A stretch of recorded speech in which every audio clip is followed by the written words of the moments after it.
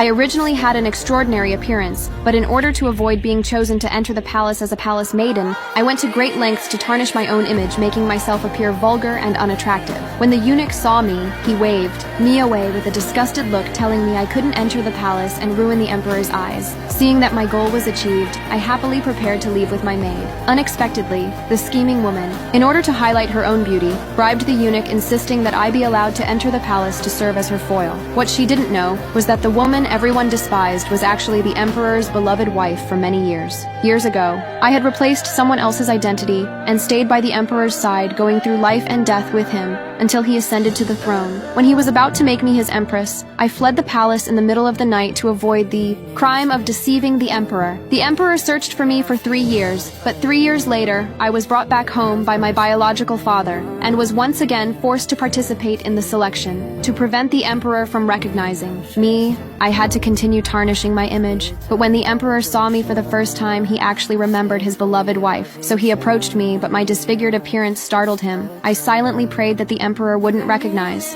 me. He also thought to himself that he must be going crazy, mistaking an ugly woman for his empress. So I deliberately made fun of him. He angrily prepared to leave, and the eunuch immediately announced that I could go. I happily thanked the emperor, but to my surprise, my words provoked the emperor's vanity. In a fit of anger, he decided to keep me in the palace. This left everyone stunned, but the most difficult person to accept was me. The emperor made me the lowest ranked concubine, while the scheming woman was favored by the empress dowager and made the imperial concubine in charge of the harem. To urge the emperor to favor the new women, the empress dowager arranged for him to visit 3 newly selected concubines. In one day, I was glad I was of low rank, living in a remote palace and being the last one in line. When the emperor finally came to me after a month, I planned to fake my death and escape the palace. But soon after, my maid hurried in to tell me the emperor had already visited 10 concubines' chambers, and the favored concubine was already the 20th. The emperor stayed at each chamber for a while, and besides giving a perfunctory greeting to the empress dowager, he was searching for answers. He didn't know why his beloved woman had left him, so he sought clues from the impressions of each concubine. Hearing their flattery only annoyed him, and he ended the rounds early. I was frantic when I heard the news. I quickly pretended to be sick and had the maid report it to the imperial doctor.